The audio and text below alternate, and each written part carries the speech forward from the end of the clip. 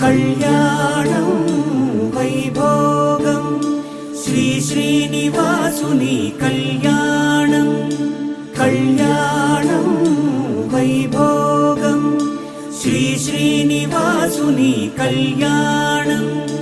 రఘువంశ రామయ్య యదువంశ కృష్ణయ్య దివి నుంచి ఈ భువికి దిగినారుగా మనసుల్ని మురిపించి ప్రేమల్ని గెలిపించు ఈ పెళ్లి వేడుకను తిలకించగా కళ్యాణం వైభోగం శ్రీ శ్రీనివాసుని కళ్యాణం